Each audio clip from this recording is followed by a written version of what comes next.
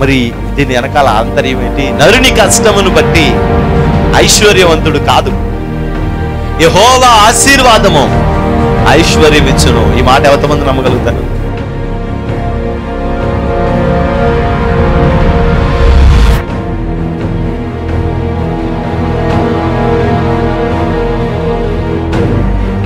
ఆ రక్షణను మనం చూడాలి, అనేక ఆత్మల రక్షణను మనం చూడాలి. దేవుని యొక్క మందిరంలో దేవుడు చేసే అద్భుత కార్యాలన్నిటినీ మన కన్నులారా మనం చూడాలి. నేడు ఈ ఇంటికి రక్షణ వచ్చింది. ఎప్పుడో మన దోషములను మనం విడిచిపెట్టుకున్నాం.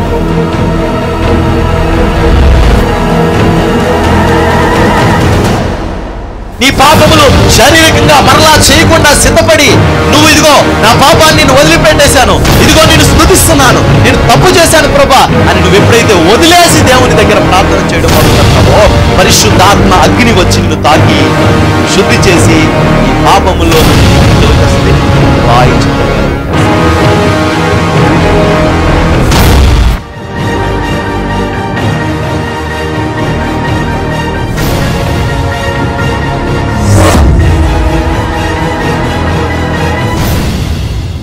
చదువుకున్న ఈ వాక్య భావంలో పౌలు తిమోతితో ఈ విషయాలు చెప్తూ అంటున్నాడు,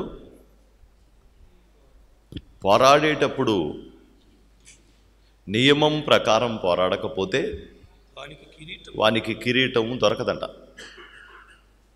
అంటే ఎంత కష్టపడినా ఎంత ప్రయాసపడినా అది వాళ్ళు ప్రయాసపడినట్టు వాళ్ళకి అనిపిస్తుంది, కానీ ప్రార్థన చేసినట్టు అనిపిస్తుంది, కానీ మేము ఆరాధన చేసామని అనిపిస్తుంది, కానీ మేము దేవుడి కోసం కష్టపడుతున్నామని అనిపిస్తుంది, కానీ లేకపోతే ఈ పరిచర్య కొరకు మేము ఎంత కష్టపడుతున్నామని అనిపిస్తుంది, కానీ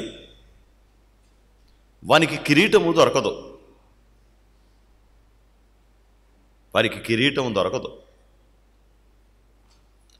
ప్రతిరోజు స్కూల్కి వెళ్ళి పరీక్షలకు మానేస్తే అతను ఫెయిల్ అయినట్టే లెక్క.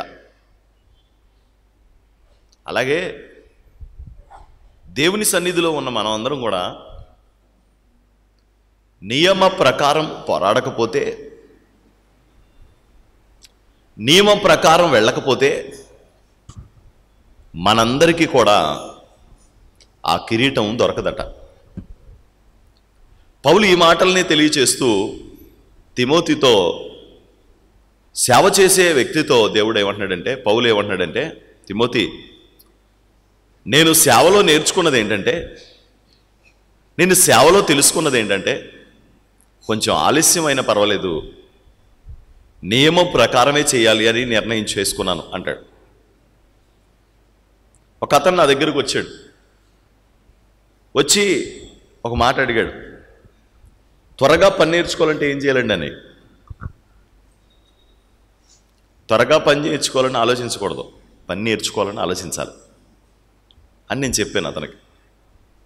ఏదైనా పని నేర్చుకునేటప్పుడు మొదట అదరా బెదరా నేర్చుకోకూడదు. పని ఎలా నేర్చుకోవాలి? స్లోగా నేర్చుకోవాలి. స్లోగా అంటే జాగ్రత్తగా పరిశీలనగా చూసి నేర్చుకోవాలి, ఏ పని అయినా సరే. రెండోది, మనకి పని వచ్చిన తర్వాత ఆ పనిని అదరా బెదరా చేయకూడదు. ఆలోచించుకొని ఈ పాయింట్ తర్వాత ఈ పాయింట్ జరిగింది, ఈ పని తర్వాత ఈ పని జరిగింది అని కాన్సెప్ట్ ప్రకారం పని చేయాలంట. 3, ఏ పని అయితే నేర్చుకొని స్కిల్గా అద్భుతంగా చేతనమో ఆ పనిని స్పీడ్గా చేయడానికి ప్రయత్నం చేయాలి. ఇవి చాలా ప్రాముఖ్యమైన విషయాలు. మొదట జాగ్రత్తగా పని నేర్చుకోవాలి, తర్వాత చాలా ప్రశాంతంగా పని చేయాలి, తర్వాత మనం ఏ పని అయితే నేర్చుకున్నామో నేను ఇలాగే చేస్తాను, ఇదే మడ్డిలాగా చేస్తాను, ఇదే జిడ్డులాగా చేస్తాను అనుకోకూడదు. మనం ఏ పని అయితే నేర్చుకున్నామో దాన్ని ఏం చేయాలి? స్పీడ్ చేయాలి. అప్పుడు నువ్వు రాణిస్తావు.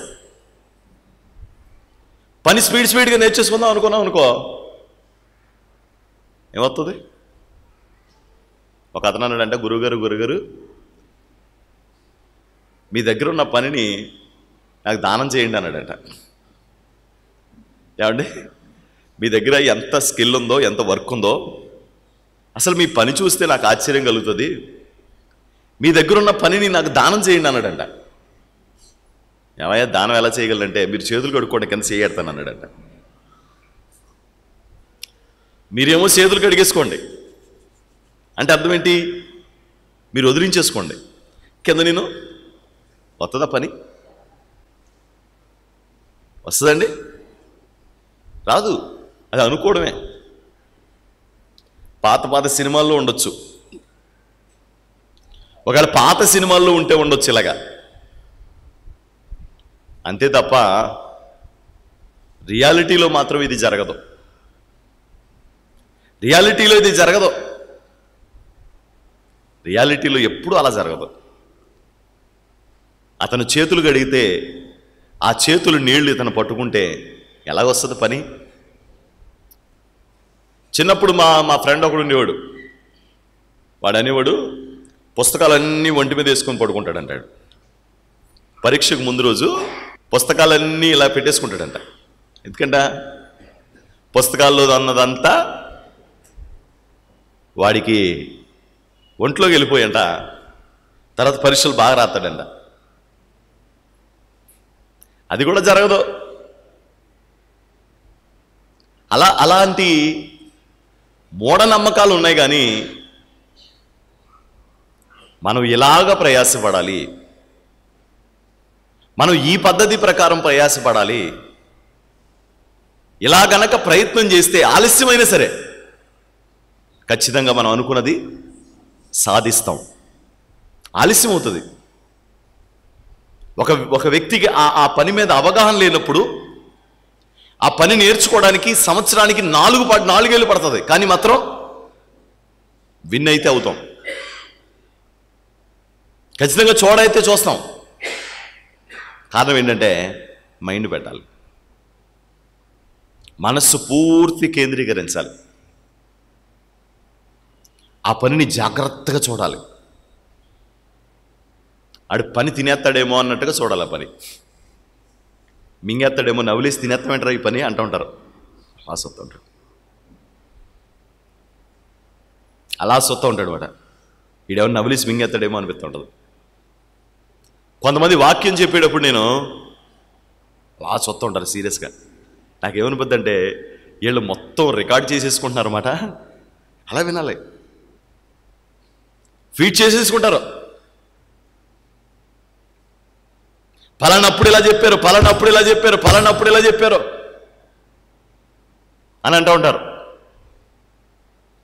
అంటే అంత ఆసక్తిగా వింటారంటారు వాళ్ళు, అంత శ్రద్ధగా వింటారు వాళ్ళు. గెయిన్ తగ్గించు, అంత శ్రద్ధగా వింటారు వాళ్ళు, చాలా ఆసక్తిగా, చాలా ఇంట్రెస్ట్గా వింటారు. లేకపోతే ఎన్నాళ్ళు నువ్వు నేర్చుకున్నా నేర్చుకోవడమే అయిపోద్ది బతుకంతా. ఎన్నాళ్ళు చదివినా కేవలం నిష్ప్రయోజనమే అయిపోతుంది. మంది నిష్ప్రయోజనం అయిపోతుంది. నిష్ప్రయోజనం కాకుండా ఉండాలంటే మనం దాన్నంట నియమ ప్రకారంగా చేయాలంట. ఎలా చేయాలి? నియమ ప్రకారంగా చేయాలంట. అలా చేస్తే కనుక ఆ పనిలో సక్సెస్ అవుతూ ఉంటారు. దేవునికి స్తోత్రం. హల్లెలూయా, హల్లెలూయా. ఈ పిల్లల్ని స్కూల్కి పంపించే వాళ్ళు ఎవరన్నా ఉంటే చేయి చూపించండి. ముందున్న వాళ్ళు. అమ్మ శైలజ, ఎన్నింటికి పంపిస్తావు? ఎన్నింటి స్కూలు? 8:30కి అక్కడ ఉండాలి ఎగ్జాక్ట్గా. తప్పదు కదా. ఎన్నింటికి పంపిస్తావు? 8ంటికి అలా పంపించేస్తావు. 11ంటికి పంపిస్తానని చెప్తే అనేవారండి. ఇది స్కూల్లో ఒక రోలు. ఆడు చదువుతాడా, చదవడా, మానేస్తాడా, అవన్నీ తర్వాత విషయాలు. ఫస్ట్ ఏంటి? టైమింగ్. ఫస్ట్ టైము నువ్వు అవునన్నా కాదన్నా సరే పంపించాల్సిందే. ఏమో ఏ బట్టలు వేసి పంపిస్తావు? ఎర్ర బట్టలేనా? నీలం బట్టలు వేసి పంపించకూడదా? ఏం బట్టలు వేసి పంపించాలి? నీకు ఆ కలర్ నచ్చకపోతే వేరే కలర్ ఏమైనా వేసి పంపించవచ్చా? లేదు. డ్రెస్ కూడా ఒక కోడ్ ఉందంట. డ్రెస్ కూడా ఆ డ్రెస్సే వేసి పంపించాలి, ఆ డ్రెస్సే వేసి పంపించాలి. తప్పదు. మా పిల్లలు ఇంత అందంగా ఉంటారు, ఈ డ్రెస్సులో అందంగా ఉండరు. చిచి దరిద్ర డ్రెస్ వద్దు అనుకోవడానికి కుదరదు. ఏమో రత్న, కుదురుతుందా? కుదరదు. ఆ డ్రెస్సే వేసి పంపించాలి. తప్పదు. ఆ డ్రెస్సే వేసి పంపిస్తేనే వాళ్ళు లోపలికి రాణిస్తారు. తర్వాత కొన్ని స్కూల్లో రూల్ ఉంటుంది. ఏంటంటే మీరు ఎన్వి ఎట్టి పరిస్థితుల్లోనూ స్కూల్కి పంపించడానికి వీలు లేదు. అలాంటి రూల్ ఏమైనా ఉంటే ఒకసారి మీ చేయి చూపించండి. ఉందామా మీ వాళ్ళ స్కూల్లో? ఎన్వి పంపించడానికి వీలు లేదా? లేదు. పెడితే బాక్స్ వెనక్కి పంపించేస్తారు. అమ్మా తిన్నవరు బయటికి పంపించేస్తారంట. పిల్లలు తిన్నవరంట, పంపించేస్తారు బయటికి. నువ్వు తినడానికి లేదు, బయటికి వెళ్ళిపో. టైంకేమో 8ంటికే పంపించాలి. డ్రెస్ ఏమో వాళ్ళు చెప్పిన డ్రెస్సే వేయాలి. యావండి, నాకు తెలియక అడుగుతాను, చదువు చెప్పడానికి దరిద్రం అంతా ఎందుకండి? చదువు అడి ఎప్పుడు వస్తే ఏంటి, చదువు చెప్పచ్చు కదా. కొంతమందికి ఇదే ఆలోచన, మేము ఎప్పుడొస్తే అతనికెందుకు, ఏ డ్రెస్ వేసుకొస్తే అతనికెందుకు, అవసరమైతే కురుకురేలు తింటా వస్తాం, నీకెందుకు? లోక జ్ఞానం నేర్చుకోవడానికి అంత క్రమశిక్షణ అవసరమైతే దేవుని జ్ఞానం నేర్చుకోవడానికి ఎంత క్రమశిక్షణ అవసరం చెప్పండి. దేవుని జ్ఞానం నేర్చుకోవడానికి, దేవుణ్ణి నేర్చుకోవడానికి ఎంత క్రమం అవసరం చెప్పండి. పోయేదేముండదు. నేను ఎన్నిసార్లు అరిసినా నాకు పోయేదే ఉండదు, ఎన్నిసార్లు చెప్పించుకున్నా మీకు పోయేదే ఉండదు. కానీ మీకు దక్కాల్సినది మాత్రం దక్కదు. ఎంత అవుతుందన్న దావీదన్న సంవత్సరానికి? ఎంత కడతాం? ఒక పాపకి 60,000 కట్టాలంట ఒక సంవత్సరానికి. ఇంత కష్టపడి 60,000 తనకడితే వాళ్ళు చెప్పినట్టు పంపించకపోతే నష్టపోయేది ఎవరు? మన బిడ్డలే. 60,000 కట్టాలంటే ఎంత కష్టపడాలో చూడండి. ఇంత కష్టపడి దేనికోసం?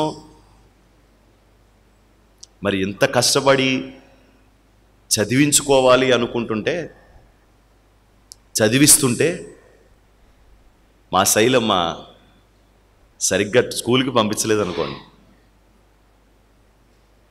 ఏవండి పిల్లని ఎవరో తిడుతున్నారంటండి, నాకు ఆ స్కూల్కి పంపించడం ఇష్టం లేదండి అని మానిపించింది అనుకోండి, ఎవరు నష్టపోతారమ్మా? నువ్వే నష్టపోతావు. నువ్వు నష్టపోవు. నీకంటే ఎక్కువ నష్టపోయేది ఎవరంటే నీ బిడ్డ. నీ గారానికి లేకపోతే నీ ప్రేమకి ఆ బిడ్డ నష్టపోతుంది ఎక్కువ. ఆ బిడ్డకి మనం పెద్ద నష్టం కలుగు చేసినట్టు లెక్కమాట. స్కూల్కే ఇన్ని రూల్స్ ఉంటే మరి సృష్టికర్త అయిన దేవుడు కొన్ని రూల్స్ చెప్తున్నాడు మనకి, కొన్ని విషయాలు చెప్తున్నాడు దేవుడు మనకి. పౌలు తిమోతికి నేర్పిస్తున్న మొదటి పాఠం ఏంటంటే, తిమోతి పని చేయడం కాదు ముఖ్యం, నియమం ప్రకారం చేయాలి పని. నియమం ప్రకారం చేయాలి పని. నేను మొన్న ఒక పాట చూశాను యూట్యూబ్లో, కీర్తన సంకీర్తన అని కొట్టి ఒకసారి యూట్యూబ్లో. ఒక పాట చూశాను. ఆ పాట చూస్తుంటే వాళ్ళు పాట పాడుతున్నారు, వాయిద్యాలు వాయించేవాళ్ళేమో వాయిద్యాలు వాయిస్తున్నారు. ఆ పాట వింటూ ఉంటే నాకు అనిపించింది, ఇది చాలాసార్లు విన్న పాటే కదా, చాలాసార్లు వింటాను నేను పాట,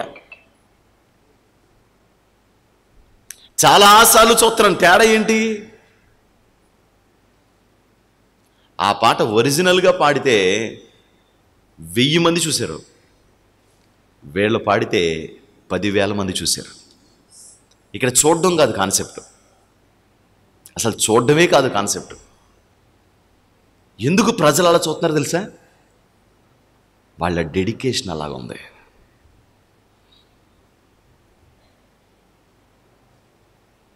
నేను పాట ఆరాధనలో పాడితే నా గొంతు పెద్ద వాగదు, ఖచ్చితంగా తర్వాత రోజు ఆ పాట పాడడానికి ప్రయత్నం చేస్తారు. ఎంతో కొంత వాళ్ళని ప్రభావితం చేస్తుందేమో అనుకుంటాను. తర్వాత రోజు ఖచ్చితంగా పాట పాడతారు. పాడి ఆ పాటను నానా కూని చేసి, ఎవరు ఆ పాడేవాళ్ళు నానా కూని చేసి మళ్ళీ అనుకుంటారు, చిచి చిచి ఈ పాట పెద్ద బాగోలేదు, నేను అన్నయ్య పాడితే బాగుంది కానీ మనం పాడితే బాగుంది. అసలు వాళ్ళు పాట పాడుతున్నారా లేకపోతే ప్రాణాలు పోయేటట్టు నాకు.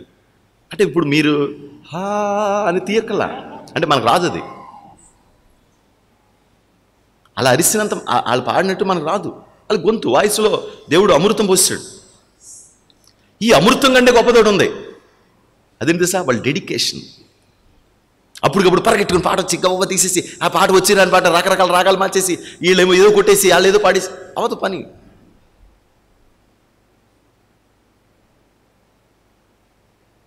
అసలు ఏ పాటలో స్కేల్ ఉంది? అందుకే రాని పాటలు గౌకుని మీరే పాడేయండి అంటాను నేను.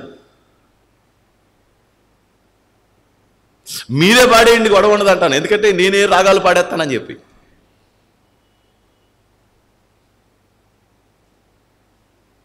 ఎందుకంటే ఏమి నేర్చుకోం మనం.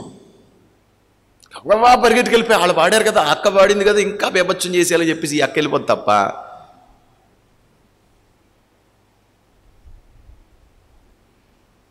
పట్టు చీర కట్టే పాట పాడాలి, పింక్ రంగు చీర కట్టే పాట పాడాలి, ఎర్ర చీర కట్టే పాట పాడాలి, లేకపోతే రంగురంగుల డ్రెస్సులు వేసుకునే పాట పాడాలి. నహి. ఎలా పాడాలి? అప్పుడు ప్రజల హృదయాలు కదిలించబడతాయి. అంటే వాళ్ళకి మంచి గొంతు ఇచ్చారు ప్రభు. గొంతుతో పాటు ఏముంది? మీరు తర్వాత వెళ్ళి చూడండి, ఇంక మీరు సర్చింగ్ చేస్తారు, నేను వద్దన్నా సరే. అది తెలుసు కదా, మీకు ఏదట్టుకుంటే అదే మదపెచ్చలాగా. అది తెలుసు. అది ఇంకా రేపు ఎల్లుండా ఇంకా అదే పాటలు చూస్తూ ఉంటారు. ఇంకా తన మీద వాళ్ళు అయిపోతారు. పాడాలి అంటారు జాన్వీసులే కదా. దాంట్లోకి వెళ్ళిపోద్దు. కాపీరైట్ వస్తుంది మీకు దేవుడి దగ్గర నుంచి. ఇప్పుడు మన కాపీరైట్ ఇచ్చేస్తారు వాళ్ళు. ఇప్పుడు వేసాం అయినా సరే పోయినా పర్లేదని చెప్పేసి మేము ఏమన్నాను, ఈ వీడియో అవసరమైతే డెలీట్ అయిపోద్ది కూడా, తేడా వస్తే పోతే వాళ్ళని చూడాలి. మరణము నన్నేమి అరిస్తే నువ్వు ఎడుతా పడితే ఇంకేమి స్పందించే ముందు నువ్వు ఫీల్ అవ్వాలి. ఏమని? మరణం నన్నేం చేయలేదని నువ్వు ఫీల్ అయి పాడాలి. పాడాలంటే నువ్వేం చేయాలి? దాని అసలు ఒరిజినల్గా ఏదుందో అది వినాలి. అసలు ఒరిజినల్గా ఏది ఉందో అది వినాలి. పాడదాం అనిపిస్తూ ఉంటుంది కొన్ని పాటలు. ఎందుకు వచ్చిన గొడవ, మనం పాడితే దెబ్బ అయిపోద్దేమో. దెబ్బ అయిపోద్ది అంటే తప్పు అయిపోద్ది, కూని అయిపోద్ది. ఎందుకు వచ్చింది కూని చేయడం అనుకుని మానేస్తాను. మనం ఆ పాట వాళ్ళు పాడిన వాళ్ళని ఎందుకు బాధ పెట్టడం? ఆ పాట మంచిగా ఉంది కాబట్టి మంచిగా ఉంచేద్దాం. చాలా పాటలు వింటూ ఉంటాను కానీ ట్రై చేయను, భయం. ఎందుకు? దాన్ని ఎందుకు మనం పాడు చేయడం? మనకి ఏదైనా తేలికపాటి పదాలు ఏమైనా వస్తే చక్కాటలు పాడేసుకుంటూ పోదాం. ఇప్పుడు వాళ్ళు పాడినట్టు మనం పాడలేమంటే పాడగలం.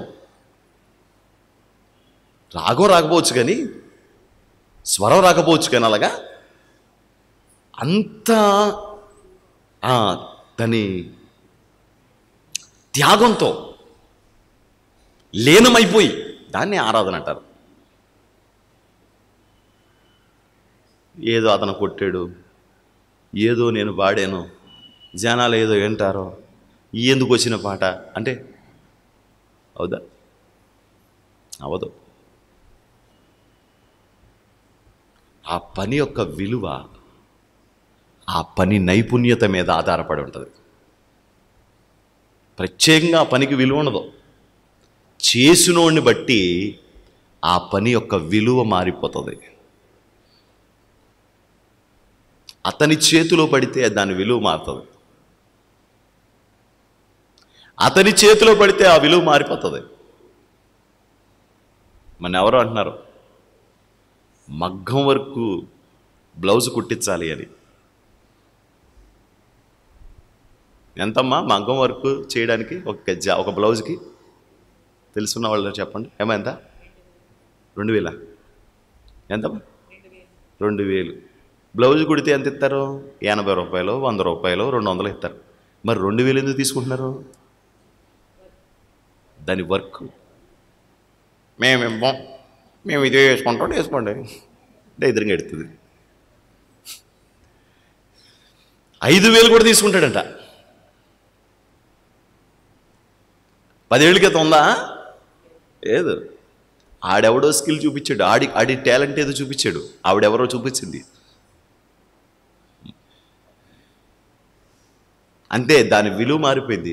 ఒక్కసారి ఆ బ్లౌజ్ వేసుకుని వెళ్ళేసరికి అందరూ చూసి ఎంత 2000 అనగానే ఏదో జీవితం, బతికేది ఒకే బతుకు, వేసుకుంటే ఒక బ్లౌజ్ వేసుకుంటే నష్టమే ఉందని వేసేసుకుంటున్నారు ఆడవాళ్ళు.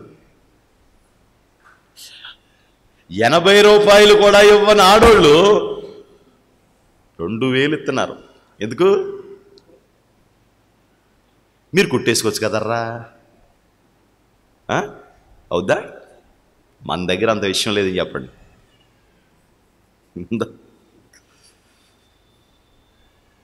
ఉందండి? మన దగ్గర అంత విషయం లేదు. రోజు ఏసన్న గారితో ఒక ఆవిడ అందంట, అన్నా నీకు బట్టలు కొంటానన్నా అంద. ఏసన్న గారు అన్నాడంట, నువ్వు నాకు బట్టలు కొనొద్దు, గట్ల కొనొద్దు, నువ్వు బట్టలు కొన్నావంటే నేను ఏసుకోను, తీసుకోను అన్నాడంట. ఆవిడ మొత్తానికి ఆన్లైన్లు పట్టుకుని అతను బట్టలు తీసుకొని అంటున్నాడు ఇప్పుడు ఏం చేద్దాం అని. అమ్మ తీసుకోడమ్మా అన్న, వేసుకోడు. అప్పుడు ఎవరో చెప్పారంట, గుంటూరులో పలానా టైలర్ ఉంటాడో, ఆ టైలర్ దగ్గరికి వెళ్తే ఏసన్న గారు ఏ బట్టలు వేస్తాడో ఆ బట్టలు నీకు అతను కుట్టిస్తాడో, అతనే కదా స్టిచ్చింగ్ ఆయనకి, అక్కడికి వెళ్ళి కుట్టించే అన్నాడంట. అక్షరాల జత ఖరీదు 6000 అంట ఆ రోజుల్లో. ఏసన్న భయం ఏంటి? ఈ ముసలావిడికి చెప్తే నేను కుట్టిస్తానని అప్పులు చేస్తుంది. ఆ రోజుల్లో 300, 400 చేతి బట్టలు కొనిచ్చేసి ఆయన చేతిలో పెడితే 6000 పెట్టి ఈవిడ ఎక్కడ కొంటది? అప్పుడు అన్న ఎందుకన్నాడో అర్థమైందంట. అప్పుడు అర్థమైందంట ఏంటి తేడా. ఆ మేకర్ అంత గొప్పడు. మేకర్ అంటే జీబుగులు ఉండవు. అతను ప్రసంగం చేయడానికి నుంచుంటే ఇక్కడ బట్టేయు, ఇక్కడ బట్టేయదు, ఇక్కడ బట్టేయదు. ఆ క్లాత్కున్న మన దీవెనయ్య గారు బట్టలు వేసుకుంటే ఆయన పట్టుకుంటే ఆ మెత్తగా ఉన్నాయి బట్టలు. మీకు సొత్తగా ఎలా ఉంటాయంటే ఇవి 450 రూపాయలు బెత్తమాట అనిపిస్తుంది. మీరు దీవెనయ్య గారు గౌక్కుని కొనిచ్చేద్దాం అనుకున్నారు అనుకోండి, దెబ్బడిపోతారు. అంటే నేను ఇక్కడ విలువ కాదు, అది ఎంత సౌఖ్యం ఇస్తుందో దాని విలువ తప్పకుండా మనం పెట్టాల్సిందే. తప్పుద్దా?